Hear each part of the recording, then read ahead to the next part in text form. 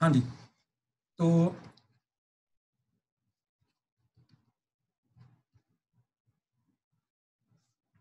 पहले relation part देखते हैं। तो रिलेशन पार्ट क्या करता है कि एक सेट के एलिमेंट्स को दूसरे सेट के एलिमेंट्स के साथ रिलेट करता है। ठीक, तो जो चीज रिलेट करती है उस चीज को हम बोलते हैं रिलेशन। ठीक, अब हमने ये चीज समझी थी कि जो रिलेशन होता है that is nothing but collection of ordered pair, और जो एक ऑर्डर्ड पेयर होता है, इधर का एलिमेंट ए है, इधर का एलिमेंट बी है, तो ए एलिमेंट अगर बी के साथ रिलेटेड है तो ये ऑर्डर्ड पेयर के थ्रू रिप्रेजेंट होता है। तो ऑर्डर्ड पेयर का मतलब क्या होता है कि element A is related to element B. इस चीज का मतलब ये होता है। इसका उल्टा मतलब नहीं होता that element B is related to element A, याद रखना है। ठीक है, अब कलेक्शन ऑफ ऑर्डर्ड पेयर जो होता है उसी को रिलेशन बोलते हैं। ठीक है, अब मेजर पार्ट हमारा यहाँ पे क्या था कि रिलेशन के टाइप्स को देखना, टाइप्स ऑफ रिलेशन। ठीक है, उसके अंदर पहले बेसिक 3 टाइप्स हमने देखी थी। ठीक, बेसिक 3 टाइप जो है वो हमने देखा था। कौन कौन सा था हमारा? That is first is void relation, second is universal, and third is identity relation. अब वॉइड के रिलेशन क्या होता है? जिसके अंदर कोई भी एलिमेंट किसी और एलिमेंट के साथ रिलेटेड है ही नहीं। तो एलिमेंट सेट ए का एलिमेंट जो है, ठीक, अच्छा बाय द वे ये जो टाइप ऑफ रिलेशन है ये डिफाइंड है set A to set A. Set A to set A मतलब ए के सेट के एलिमेंट्स को ए के सेट के खुद के साथ ही रिलेट करने की कोशिश कर रहा है। ठीक है, ये इस तरीके से रिलेशन डिफाइंड है। ठीक है, अच्छा, अब अगर ए सेट का कोई भी एलिमेंट खुद के किसी भी और एलिमेंट के साथ रिलेटेड नहीं है तो उसको बोलते हैं वॉइड रिलेशन। ठीक, if no element is related. अच्छा, अगर हर एक एलिमेंट दूसरे एलिमेंट के साथ रिलेटेड है। ठीक, if every element is related to every other element, ठीक, then it is called universal identity. अगर हर एक एलिमेंट सिर्फ और सिर्फ खुद के साथ रिलेटेड है, किसी और के साथ रिलेटेड नहीं होना चाहिए, एंड हर एक एलिमेंट ऐसा होना चाहिए रिलेटेड। ठीक है, if every element is related to itself, ठीक, तो उसको बोलते हैं आइडेंटिटी रिलेशन। अगेन इनकी डेफिनेशन के ऊपर हम कम जोर देंगे, प्रॉब्लम्स के ऊपर ज्यादा जोर देंगे, क्योंकि वही हमारी मेन चीजें हैं।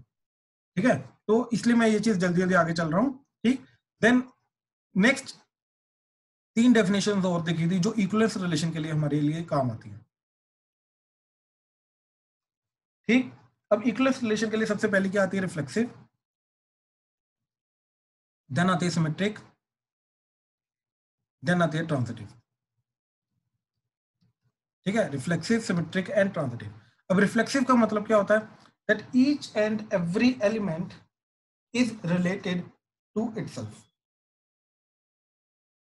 ठीक, each and every element is related to itself, that means अगर ए कोमा ए टाइप का अगर रिलेशन को बिलोंग कर रहा है order pair for all a that belongs to a, ठीक, ये कम से कम हर एक एलिमेंट का ऑर्डर पेयर ऐसा जो ए कोमा ए टाइप का ऑर्डर पेयर ये तो होना ही चाहिए। इसके अलावा चाहे एक्स्ट्रा हो चाहे ना हो कोई फर्क नहीं पड़ता, तो वो वाला जो पर्टिकुलर टाइप ऑफ रिलेशन होगा वो रिफ्लेक्सिव बन जाएगा। अब symmetric, if a comma b belongs to r implies b comma a belongs to r, then it is symmetric. अगर a कोमा b के r को बिलोंग करने पे अगर b कोमा a उसका उल्टा ordered pair symmetric ordered pair b belong करता है, then it is called symmetric relation. And transitive, transitive का मतलब क्या है कि if a comma b belongs to r and b comma c belongs to r implies a comma c belongs to r, then it is transitive। ठीक, अब इसका एक special case था ट्रांजिटिव का, ठीक, जो बहुत इंपॉर्टेंट है। ठीक, स्पेशल केस क्या था कि अगर ये वाली कंडीशन हमारी सेटिस्फाई हो रही है। अब देखो बेसिक कंडीशन क्या है कि अगर ये सेटिस्फाई हो रही है पूरी की पूरी कंडीशन तो वो ट्रांजिटिव होगा। तो अगर ये सेटिस्फाई नहीं हो रही, राइट, कि ए कोमा बी आर को बिलोंग कर रहा है, बी कोमा सी आर को बिलोंग कर रहा है, लेकिन ए कोमा सी आर को बिलोंग नहीं कर रहा, यानी कि डिससेटिस्फाई हो गई, राइट, तो क्या है कि कंडीशन, बेसिक कंडीशन क्या चीज कि if a comma b belongs to are, b comma c belongs to r, इसके बाद ए कोमा सी आर को बिलोंग कर रहा है या ए कोमा सी आर को बिलोंग कर ही नहीं रहा। ठीक, एक तो ये टाइप का आ गया, ठीक है, कर रहा है या नहीं कर रहा। अब दूसरी केस में क्या आता है कि ये वाली जो कंडीशन है, ये कंडीशन ही अवेलेबल नहीं है हमारे पास, यानी कि a comma b belongs to are, b comma c belongs to R, ये वाली जो चीज है ये है ही नहीं हमारे पास क्वेश्चन के अंदर, ऐसा कोई कंडीशन ही नहीं है। तो बेसिकली क्या चीज हो रही है कि स्पेशल केस क्या बोलता है कि देखो कि अगर ये चीज है और ये बिलोंग कर रहा है तो ये ट्रांजिटिव होगा, नहीं बिलोंग कर रहा तो ट्रांजिटिव नहीं होगा। लेकिन अगर ऐसा कोई केस ही अवेलेबल नहीं है हमारे पास ए कोमा बी और बी कोमा सी का, तो इन दैट केस हम ये नहीं बोलेंगे कि वो डिससेटिस्फाई कर रहा है, नहीं, इन दैट केस हम बोलेंगे कि वो ट्रांजिटिव है। This was your special case, ठीक है, ये अलग से डिस्कस कराया जाता है, ठीक है। तो इन दैट केस हम क्या बोलेंगे कि वो ट्रांजिटिव है, बात खत्म, ठीक है। जैसे मान लो एग्जांपल सेट ए है हमारे पास 1 2 3 4, ठीक, ए रिलेशन डिफाइन किया हमने 1,2 एंड 3,4। अब इसके अंदर अगर देखो तो a comma b and b comma c type का कोई ऑर्डर पेयर है ही नहीं।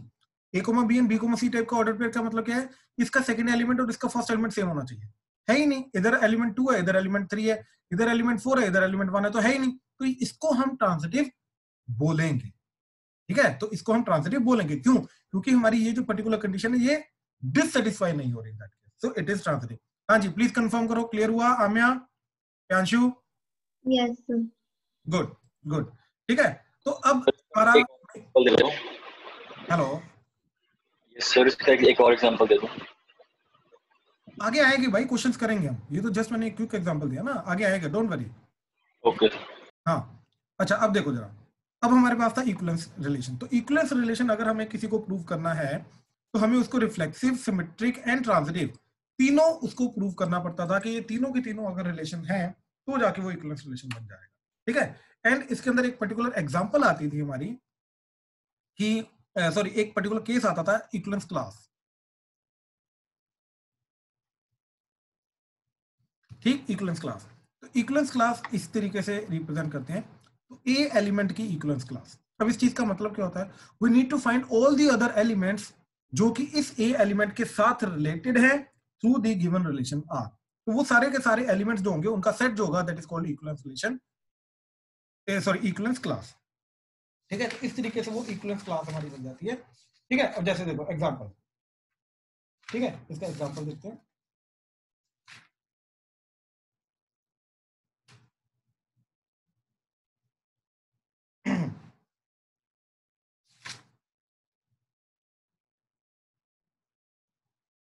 यस, ठीक है। तो क्वेश्चन है हमारा कि a comma b is related to c comma d if and only if a plus d is equal to b plus c। तो पहली बात तो हमें प्रूव करना है कि ये इक्विवेलेंस रिलेशन है। अब अगर ये इक्विवेलेंस रिलेशन है तो we have to find equivalence classes 2,3 का इक्विवेलेंस क्लास ढूंढना, ठीक है। तो अब ध्यान से देखना है, ठीक है, प्लीज ध्यान से देखना।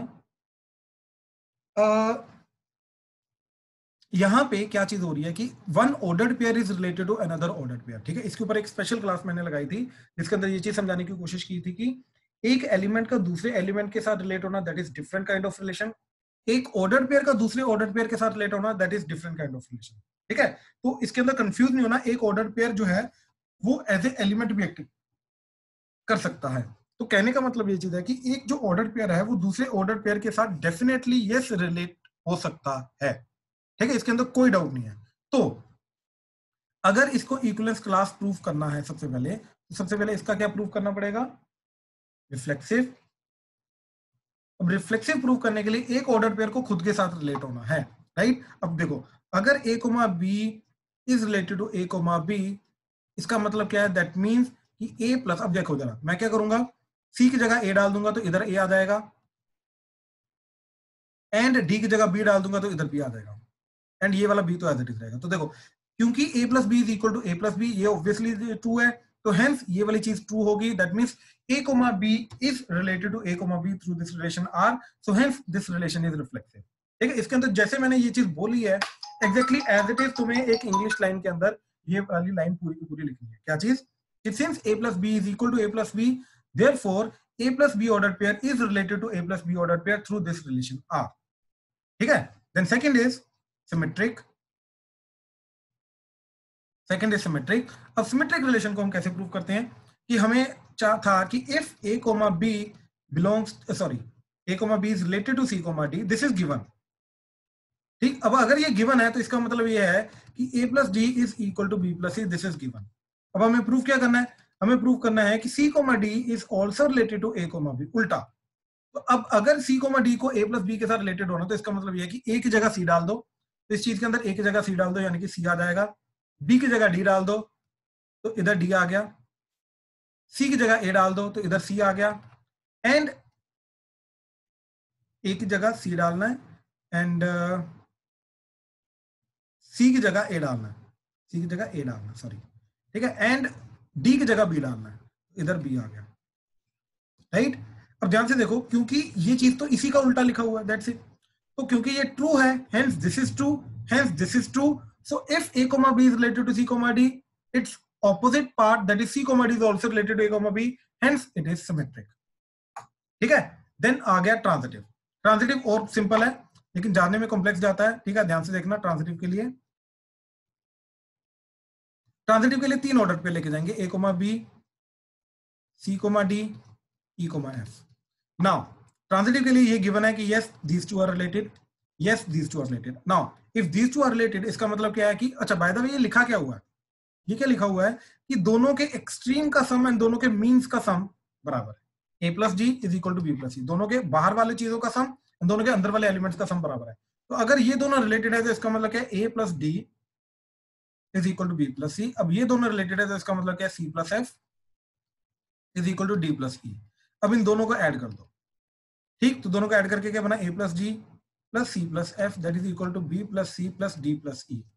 तो देखो ये d कटा c कटा, तो मेरे पास क्या है? a plus f is equal to b plus e. अब इस चीज का मतलब क्या है कि a, b is related to e, f. इस चीज का मतलब ये, ध्यान से चेक करो, a plus f is equal to b plus e. तो इस चीज का मतलब ये है, hence it is transitive. Now since it is reflexive, symmetric and transitive, hence it is equivalence relation. Now if it is equivalence relation, we need to find this equivalence class. अब equivalence class का मतलब क्या है कि ये जो second pair है, right, इसकी जगह हमें c 2,3 रखना है. तो फर्स्ट ऑर्डर्ड पेयर क्या क्या हो सकता है वो सारे के सारे एलिमेंट्स ढूंढना है. ठीक है. तो that means we need to find all a, b ordered pair which are related to 2,3. ठीक. अब ये जितने भी a, b के ऑर्डर्ड पेयर आएंगे उन सारे के सारे ऑर्डर्ड पेयर का जो सेट बनेगा उस सेट को हम क्या बोलेंगे? Equivalence class a 2,3. अब अगर ये चीज ट्रू है तो a plus 3 must be equal to b plus 2. ये 2 इधर आके कटा तो b must be equal to a plus 1. ठीक. अच्छा अब ये क्या था? एक्चुअली में ये natural number cross natural number के ऊपर रिलेशन था. ठीक. तो इसका मतलब ये चीज है कि a एंड b सारे के सारे हमारे नेचुरल नंबर हो सकते हैं. ठीक. अब अगर ये नेचुरल नंबर है तो a को मैंने 1 पुट किया, तो a अगर 1 है तो b क्या हो सकता है मेरा? ऑब्वियसली 2. 1 + 1 2 हो जाएगा. अब a अगर 2 है तो b 3 हो सकता है, a 3 है तो b 4 हो सकता है. ऐसे सोनटिल चलते रहो. ये जो पूरा का पूरा सेट बन गया, ये सारे के सारे ऑर्डर पे वो वाले हैं जो कि इसको पकड़ के मैं रिलेट करूंगा उसी रिलेशन के थ्रू 2,3 के साथ रिलेट हो जाएगा. ये भी 2,3 के साथ रिलेट होगा, ये भी 2,3 के साथ रिलेट होगा. ये सारे के सारे ऑर्डर पे रिलेटेड होंगे. सो इन सारे के सारे ऑर्डर पेयर जो कि 2,3 के साथ रिलेटेड है through the given relation r, इनका सेट बना दिया. तो दिस इज कॉल्ड 2,3 की इक्विवेलेंस क्लास. हाँ जी, प्लीज कंफर्म करो. क्लियर हुआ? क्लियर है? तो नहीं सर. हाँ जी प्रियांशु बोलो, क्या बोल रहे हो? नहीं सर, क्लियर है. ठीक ठीक है. और 2/3 का पूछना हो गया. ठीक है ठीक है ठीक है ठीक है. So this particular part is your relation part. ठीक है. Now comes to the function. ठीक है. तो फंक्शन के अंदर जो पार्ट हमारा है, ठीक, मेन 2 पार्ट हैं अभी. ठीक. मेरे को क्लास के बाद एक मैसेज कर देना ग्रुप में कि ये जो सिलेबस है ये तुम्हारे साथ शेयर करना. मैं रोज भूल जाता हूँ. ये सिलेबस तुम्हारे साथ शेयर करना. ठीक है.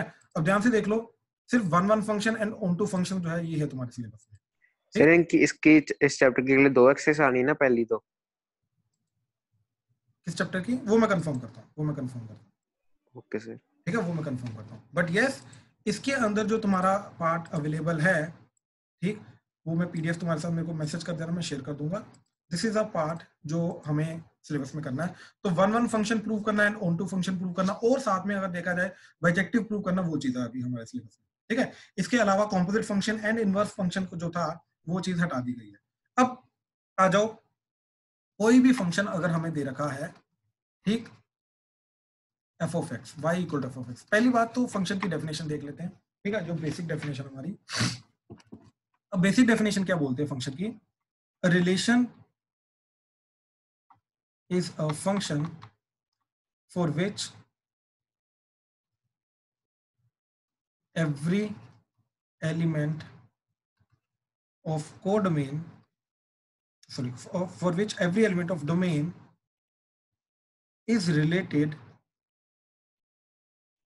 to unique element of codomain, then that particular type of relation is called function.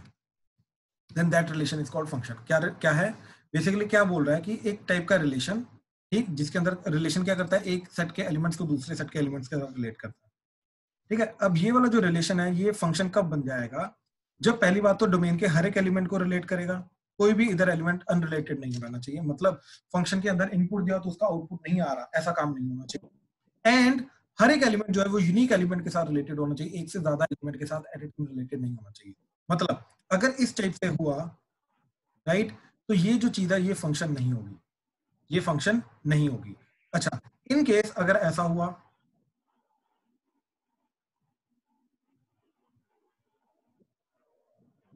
Right, तो इधर खाली एलिमेंट आ गया, राइट, तो ये फंक्शन अगेन नहीं होगा। अब अज्यूम करो कि इधर खाली एलिमेंट नहीं है, अब यस ये बिल्कुल एक फंक्शन है, इधर खाली एलिमेंट चलेगा, कोई प्रॉब्लम नहीं, बट इधर सारे के सारे एलिमेंट रिलेटेड होने चाहिए, प्लस हर एक एलिमेंट जो है वो एक ही एलिमेंट के साथ होना चाहिए, तो जाके ये जो पूरी की पूरी चीज होती है ये हमारा फंक्शन बन के आती है, ठीक है। तो इस चीज के ऊपर हमें थोड़ा ध्यान देना है, ये बिल्कुल बेसिक डेफिनेशन है हमारी फंक्शन की, ठीक। Now what is the meaning of one one function? तो वन वन फंक्शन को समझने के लिए we have to take the another definition, many one, one one function and many one function. Now what is the meaning of one one function? One one function का मतलब ये है कि इधर का एक एलिमेंट जो है इधर के एग्जैक्टली एक एलिमेंट के साथ रिलेटेड है, जैसे ये इसके साथ, ये इसके साथ, ये इसके साथ, तो इसका मतलब होता है वन वन फंक्शन, यानी कि एक इनपुट पे एग्जैक्टली एक ही आउटपुट आएगा, ठीक है, इस चीज का मतलब होता है वन वन फंक्शन, ठीक है। Now what is the meaning of many one function? Many one function का मतलब होता है कि एक एलिमेंट जो है, एक से ज्यादा एलिमेंट है जो एक के साथ रिलेटेड है, ठीक है, kind of this. Now this is also a function, क्यों? क्योंकि देखो अगर मान लो सिर्फ मैं इसकी बात करूं, राइट, तो यस इधर के सारे डोमेन के सारे एलिमेंट्स रिलेटेड है, तो फंक्शन की फर्स्ट कंडीशन जो थी वो सेटिस्फाई हो रही है, एवरी एलिमेंट ऑफ डोमेन बिल्कुल सेटिस्फाई हो रहा है, हर एक एलिमेंट डोमेन का रिलेटेड है, दो ही एलिमेंट से तो दोनों के दोनों रिलेटेड है, बात खत्म। रिलेटेड टू यूनिक एलिमेंट, अब ध्यान से देखो, अब both will act as input. अब यार एक मशीन के अंदर मैं दो इनपुट नहीं दे सकता at a time, right. AC का रिमोट है, अब एसी के रिमोट के अंदर तुम 18 degree temperature and 20 degree temperature दोनों साथ में सेट नहीं कर सकते, या तो 18 करोगे या तो 20 करोगे। कहने का मतलब ये चीज है, किसी भी फंक्शन के अंदर जो तुम इनपुट दोगे वो एट ए टाइम एक ही दोगे। तो अब इन केस अगर तुम ये वाला इनपुट दे रहे हो तो आउटपुट एक ही आ रहा है, राइट। अब ये वाला इनपुट दे रहे हो तो आउटपुट अगेन एक ही आ रहा है, चाहे वो सेम आ रहा है, इट डज नॉट मैटर, लेकिन आ एक ही रहा है, so it is a function. So one one and many one both are function by the way, ठीक है। ऐसा नहीं है कि एक फंक्शन है दूसरा फंक्शन नहीं है, बोथ आर फंक्शन, ठीक है।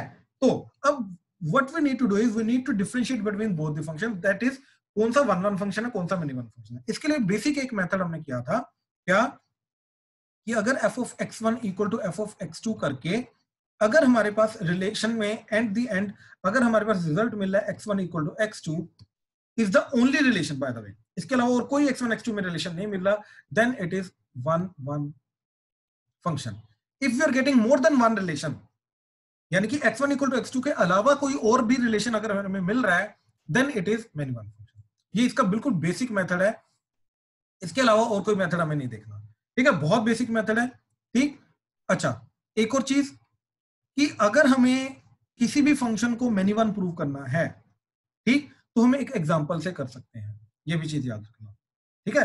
लेकिन अगर हमें किसी भी फंक्शन को वन वन प्रूव करना है तो हमें प्रॉपर मेथड फॉलो करना पड़ेगा, ठीक। जैसे f of x is equal to x square, अब अगर हमें प्रूव करना है कि ये वन वन नहीं है, राइट। तो हमने क्या किया, एफ ऑफ -1 लिया, 1 आ गया, एफ ऑफ 1 लिया, वो 1 आ गया, बोथ आर इक्वल, राइट। तो दो अलग अलग इनपुट पे एक ही आउटपुट आ रहा है, यानी कि -1 is also related to 1 and 1 is also related to 1, hence it is many one function. ये 1 1 फंक्शन नहीं है, बात खत्म। तो कहने का मतलब ये चीज है कि अगर इसको 1 1 प्रूव करना है तो we have to follow the proper definition, right, ये वाला चीज फॉलो करनी पड़ेगी। लेकिन अगर इसको मेनी वन फंक्शन प्रूव करना है तो हम इसको एग्जांपल के थ्रू भी कर सकते हैं, कोई प्रॉब्लम नहीं आएगी, कोई प्रॉब्लम नहीं आएगी इसको मेनी वन प्रूव करने में, ठीक है। चलो, तो this is the first part. Second is onto. अब ऑन टू डेफिनेशन हमारे लिए बहुत इंपॉर्टेंट है, ठीक है। इसको ध्यान से समझने की कोशिश करना, what is the meaning of onto, ठीक है, एंड इस चीज को करते कैसे, ठीक है। अब ध्यान से देखो, मैं बिल्कुल बेसिक डेफिनेशन जो है ये मैं बता रहा हूं, ठीक है, ऑन टू की। If a function f from capital X set to capital Y set is said to be onto का मतलब या सर्जेक्टिव भी, ठीक। अच्छा, याद रखना ये जो 1 1 फंक्शन हमने बोला है कि इस 1 1 को इंजेक्टिव भी बोलते हैं, इंजेक्टिव, नॉन इंजेक्टिव और मैनी वन। ऐसे ही ऑन टू सर्जेक्टिव, एंड इसके पैरेलली एक और होता है इनटू, तो वो क्या हो जाएगा हमारा नॉन सर्जेक्टिव, ठीक है। तो function is called onto if every element of y is the image of some element x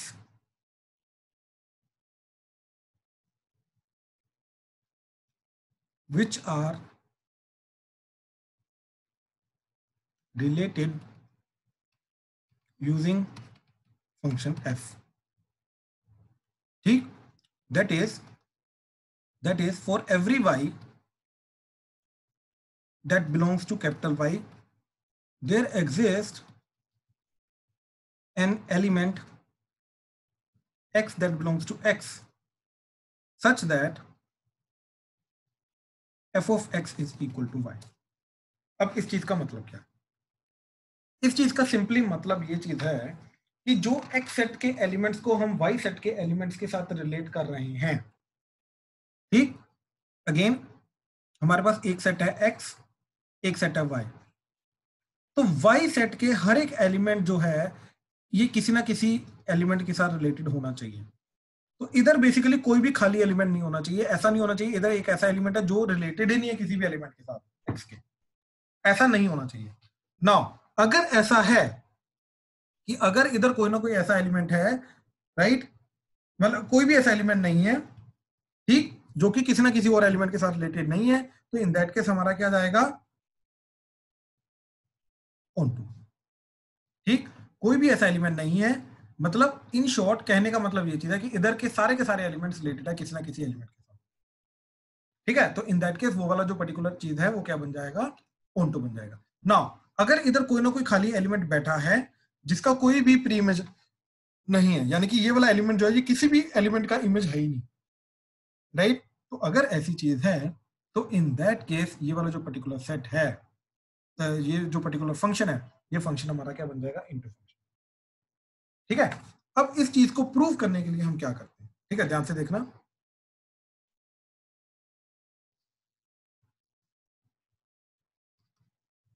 prove that function from R to R given by f of x is equal to 2x is 1 1 and onto, ठीक है, is 1 1 and onto।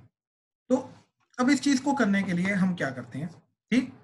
तो सबसे पहले हम क्या करेंगे, f of x1 is equal to f of x2 करेंगे। तो इसका मतलब क्या है कि क्या आ जाएगा हमारा, that is 2x1 equal to 2x2, 2 कटेगा तो x1 equal to x2 is the only relation possible, hence it is 1 1, ठीक। तो इसका मतलब क्या चीज है, ये 1 1 हो जाएगा, ठीक है। अच्छा, next is onto prove करना। तो ऑन टू प्रूव करने के लिए हमें क्या चीज प्रूव करनी है कि ये अगर x है ये y है, तो हर एक y के लिए कोई ना कोई x एग्जिस्ट करता है, right. For every y there exist some x। तो हमने क्या किया सबसे पहले तो हमने एक y अज्यूम किया, तो y इक्वल टू 2x है, तो x की वैल्यू क्या आ जाएगी y/2। तो अब हमें ये चीज प्रूव करनी है कि हर एक y के लिए कोई ना कोई x एग्जिस्ट करता है, राइट।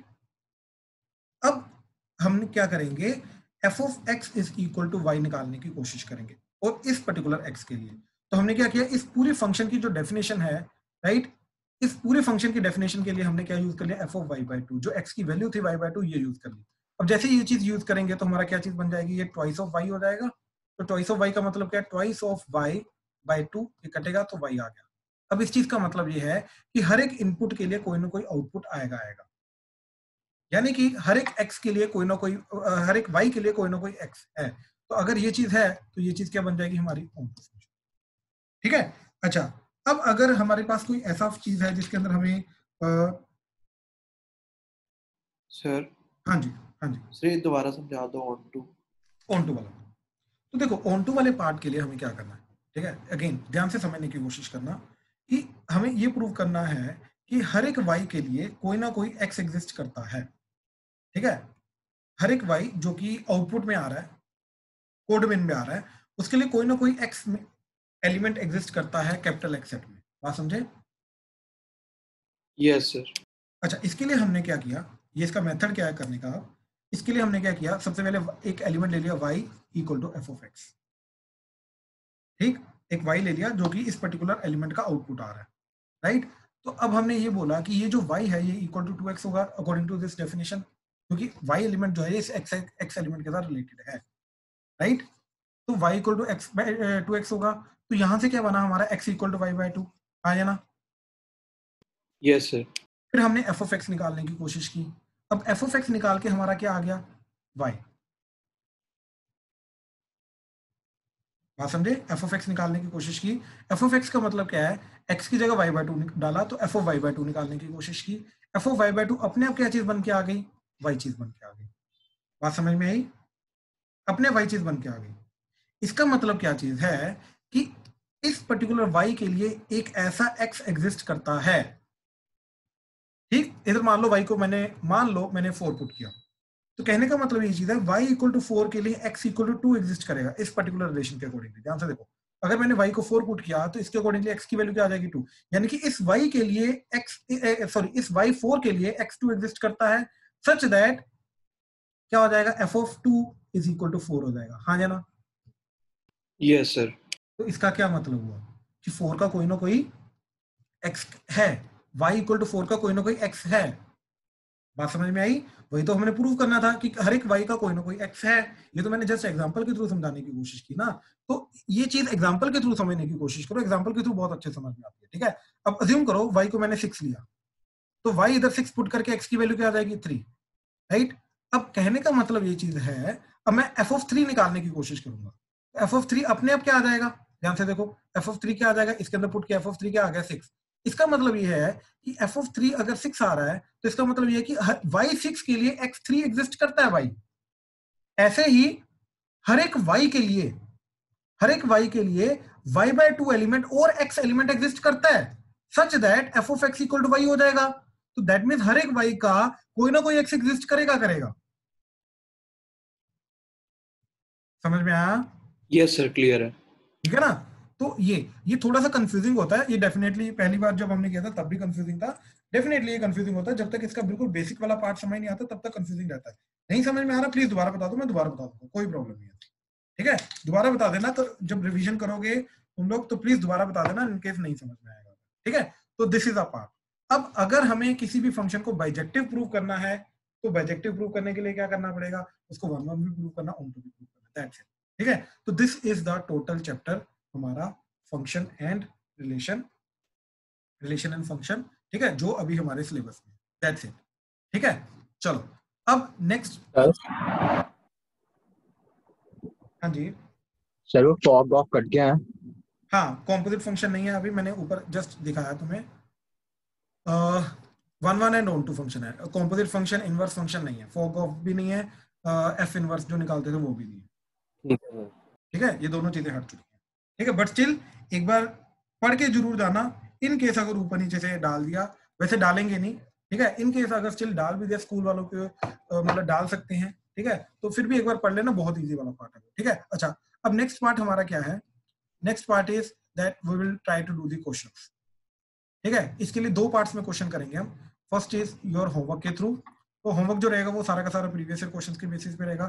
सेकंड इज हम जो क्लास में एग्जांपल्स वगैरह करेंगे अभी पूरा चैप्टर रिवाइज कराने के बाद, ये जो रहेगा ये भी प्रीवियस ईयर क्वेश्चंस के अकॉर्डिंगली रहेगा। स्कूल्स के क्वेश्चन हो जाएंगे डिफरेंट, या जो डिफरेंट प्रीवियस ईयर क्वेश्चन है वो हो जाएंगे। तो दो पार्ट के अंदर अंदर हम इसको कवर अप करने की कोशिश करेंगे, ठीक है। तो असाइनमेंट हो जाएगी तुम्हारी as a homework and class में भी हो जाएगा, ठीक है। तो इस तरीके से हम करेंगे। नाउ हाँ जी, try to look at this question. Okay, just a second. हाँ जी,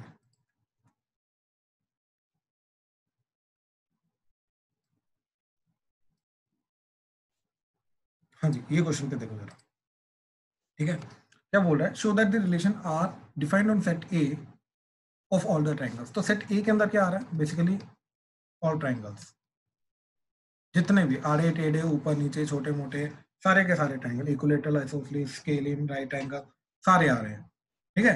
कॉन्ग्रुएंट ट्रायंगल्स, सिमिलर ट्रायंगल, सब कुछ आ रहा है। तो दो ट्रायंगल आपस में तब रिलेटेड है जब दो ट्रायंगल सिमिलर होंगे। पहली बात तो ये उसने बोल दिया, ये रिलेशन। तो दो ट्रायंगल, जो सिमिलर ट्रायंगल जो है वो आपस में रिलेटेड है इस रिलेशन के। अब हमें इसको इक्विवेलेंस प्रूव करना है। तो सबसे पहले लेट से हमने क्या बोला, T1, T2 belongs to A set, मतलब कोई भी दो ट्रायंगल ले लिया हमने। Now since T1 is similar to T1, that is every triangle is similar to itself, ठीक, that is every triangle is similar to itself, ठीक है। therefore, ठीक, therefore T1, T1 belongs to this particular relation R, that means T1 is related to itself, therefore it is reflexive, ठीक। now second part कि let T1, T2 belongs to R, इसका मतलब क्या है, T1 is similar to T2 और T2 is similar to T1, तो therefore T2 similar to T1 का मतलब क्या है, T2, T1 belongs to R। now इसका मतलब क्या आ गया कि if T1, T2 belongs to R, it means that T2, T1 belongs to R। इसका मतलब ये क्या है कि ये क्या हो जाएगा, सिमेट्रिक, ठीक। now थर्ड के लिए let T1, T2, T3 belongs to R and T1, T2 belongs to R, T2, T3 belongs to R। अब इसका मतलब क्या है कि T1 is similar to T2, T2 is similar to T3, अब इन दोनों को मिला के क्या बन जाएगा, T1 is similar to T3। तो इसका मतलब क्या है कि T1, T3 belongs to R। तो इस चीज का ओवरऑल मतलब क्या चला जाएगा कि if T1, T2 belongs to R, T2, T3 belongs to R implies T1, T3 belongs to R, hence it is transitive, hence it is transitive। now if it is transitive, ठीक, अब अगर ये relation transitive है, right, तो symmetric भी है, reflexive भी है, ट्रांजिटिव भी है, तो hence it is equivalence relation, ठीक है। तो ये equivalence relation. Excuse me sir. हाँ जी, हाँ जी सर एक बार सिमेट्रिक दोबारा समझा दो। देखिए, सिमेट्रिक का मतलब क्या होता है कि if A, B belongs to R, तो B, A भी R को बिलोंग करना चाहिए, बात समझे? Yes sir. ठीक, अब देखो इसका मतलब ये है कि हम अज्यूम करके जाएंगे कि A, B R को बिलोंग कर रहा है, तो हमने T1, T2 belong to R assume कर लिया। Now if T1, T2 belongs to R, इसका मतलब क्या है, T1 is symmetric to T2। कहने का मतलब ये चीज है कि इधर वाला जो फर्स्ट एलिमेंट है वो इधर फर्स्ट पोजीशन पे आएगा, इधर वाला सेकंड एलिमेंट इधर सेकंड पोजीशन पे आएगा। अब लेकिन हमारे पास प्रॉपर्टी होती है कि अगर A ट्राइंगल B के साथ सिमेट्रिक है, तो इसका मतलब है B भी A के साथ सिमेट्रिक होगा, सिमिलर होगा, बात समझ रहे हो? A एंड B सिमिलर का मतलब क्या, A B के साथ सिमिलर होगा, B A के साथ सिमिलर होगा, इसका मतलब ये होता है। तो कहने का मतलब ये है कि अगर T1 T2 के सिमिलर है तो T2 भी T1 के सिमिलर होगा ना, ट्राइंगल, बात समझे? Yes sir. तो अब देखो, अब फर्स्ट पोजीशन पे T2 आ गया, यानी कि अब ऑर्डर्ड पेयर के फर्स्ट पोजीशन पे T2 होना चाहिए एंड सेकंड पोजीशन पे T1 होना चाहिए, यानी कि अब T2 is similar to T1। तो क्या मतलब है कि T1 सिमिलर टू T2 है, तो T2 सिमिलर टू T1 भी आ गया, यस सर। यानी कि उसका उल्टा ऑर्डर पेयर भी रिलेशन को बिलोंग कर रहा है ना। तो अगर उल्टा ऑर्डर पेयर भी रिलेशन को बिलोंग कर रहा है तो वो चीज क्या होगी, वो चीज सिमेट्रिक होगी, बात खत्म। तो वो सिमेट्रिक आ गया। Okay sir. ठीक है, इसके अंदर सिर्फ वर्डिंग्स में लिखना होता है, इसके अंदर कुछ और एक्स्ट्रा चीज नहीं होती। अब देखो क्या बोल रहा है कि वो नाउ कंसीडर 3 ट्राइंगल्स, ठीक है, नाउ कंसीडर 3 ट्राइंगल्स। वो बोल रहा है कि जिसके अंदर फर्स्ट ट्राइंगल जो है T1 उसकी साइड है 3, 4 एंड 5, T2 ट्राइंगल की साइड है 5, 12 एंड 13 एंड T3 ट्राइंगल की साइड है 6, 8 and 10।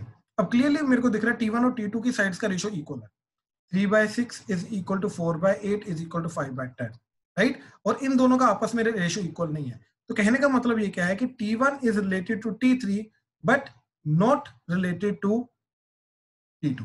T1 is related to T3 but ये रिलेटेड नहीं है, ये रिलेटेड नहीं है, but T1 is related to T3 definitely. हाँ जी, क्लियर हुआ? Yes sir. ठीक है ना, क्योंकि तीनों साइड्स का रेशियो इक्वल आ गया तो हेंस वो सिमिलर होगा ही होगा। ठीक है, चलो next is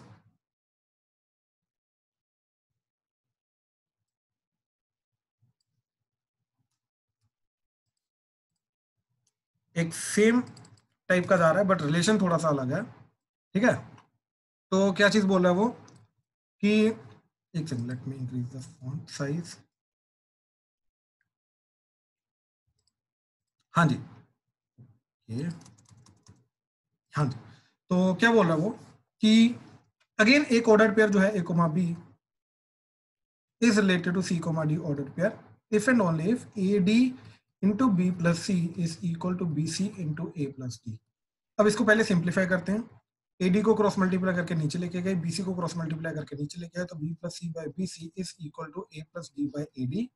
So that is equal to 1 by B plus 1 by C, that is equal to 1 by A plus 1 by D। ठीक, अगेन क्या मतलब है, ये जो दोनों एक्सट्रीम एलिमेंट्स हैं इन दोनों के रेसिप्रोकल का सम 1 by A and 1 by D, ये जो अंदर वाले मीन्स आ रहे हैं इन दोनों के रेसिप्रोकल का सम अगर बराबर है तो A, B is related to C, D। ठीक है, अब हमें प्रूव करना है कि yes it is an equivalence relation. तो इक्विवेलेंस रिलेशन को प्रूव करने के लिए सबसे पहले मेरे को क्या करना पड़ेगा, A, B is related to A, B itself. Now अब ध्यान से देखना ये चीज, अगर ये चीज को मेरे को करना है प्रूव तो इस कंडीशन को सेटिस्फाई होना चाहिए। तो मैं क्या करूंगा, C की जगह A डाल दूंगा एंड D की जगह B डाल दूंगा। तो 1 by B प्लस C की जगह क्या डालेंगे, A D की जगह डालेंगे B। तो क्योंकि ये दोनों बराबर होते हैं, right, 1 by B plus 1 by A is equal to 1 by A plus 1 by B, hence A, B is related to A, B। क्यों? क्योंकि ये वाली जो कंडीशन बन के आई ये हमारी हमेशा ट्रू होती है। हाँ, अगर ये हमेशा ट्रू है तो A, B जो होगा ये हमेशा A, B खुद के साथ रिलेटेड होगा, हेंस इट इज रिफ्लेक्सिव। ठीक, तो ये रिफ्लेक्सिव हो गया। नाउ सिमेट्रिक, सिमेट्री के लिए हम क्या बोलेंगे, let A, B is related to C, D। ठीक, let A, B is related to C, D। अब अगर ये रिलेटेड है तो इसका मतलब क्या है कि 1 by A plus 1 by D is equal to 1 by B plus 1 by C। इसका मतलब है कि 1 by A plus 1 by D is equal to 1 by B plus 1 by C। ये ट्रू है।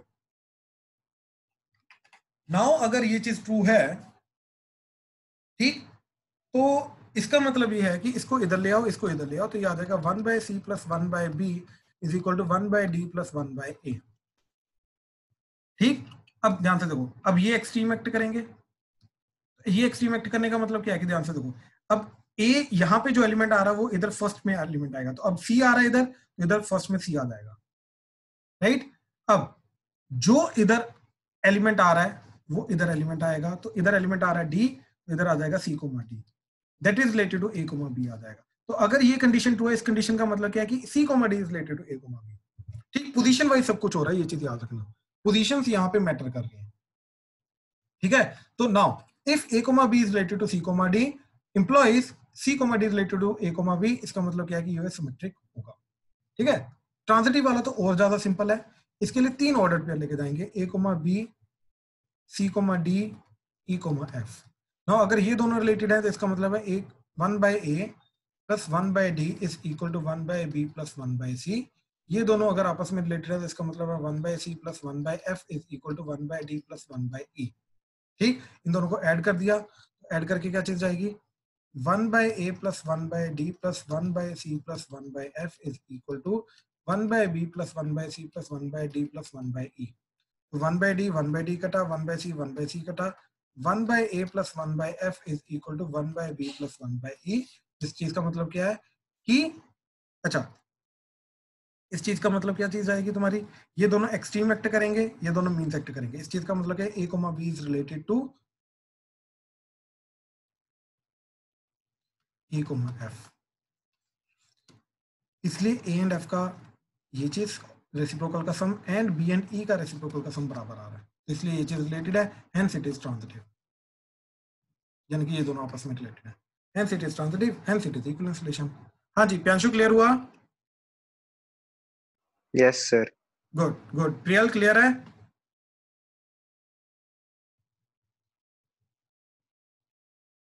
सक्षम, संभव, सरब?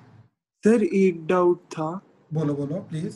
सर स्टार्टिंग वाले पॉइंट में था सर, मेरे को यूनिवर्सल रिलेशन और आइडेंटिटी रिलेशन जब आपने लिखवाए थे उनका मेरे को डिफरेंस नहीं समझ आया। मेरे को लग रहा है दोनों सेम ही चीज नहीं, नहीं नहीं, नहीं, मैं बताता हूँ, ठीक है, एक सेकंड को मैं एग्जांपल देता हूँ दोनों की, उससे क्लियर हो जाएगा।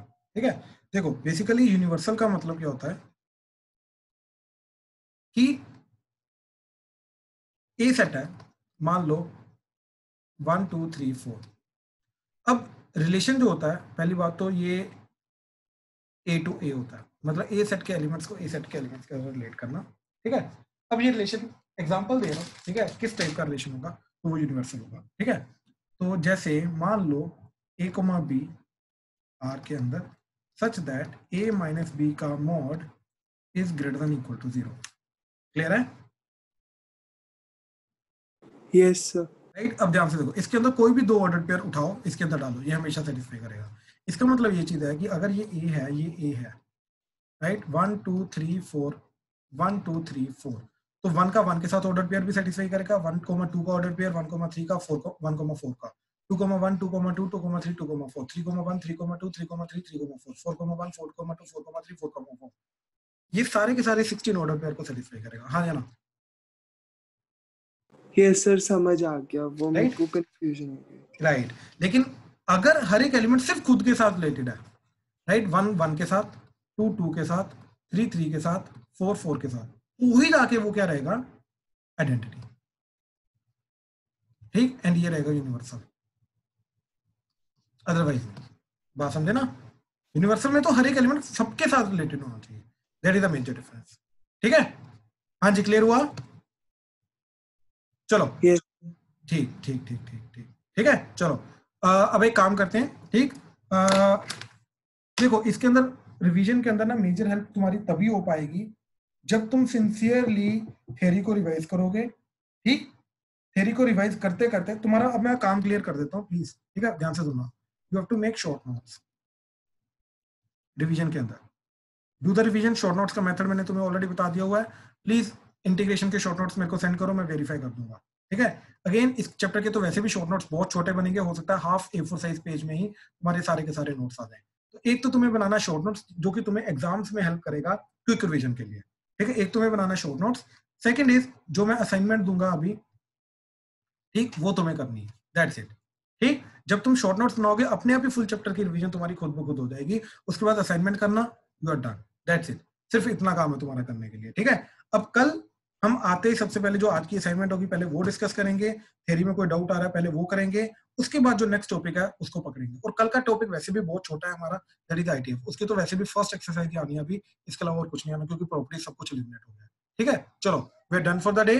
ठीक है, थैंक यू सर। हाँ जी सर वो भेज देना आप कह रहे थे। मैं अभी भेज दूँ, सर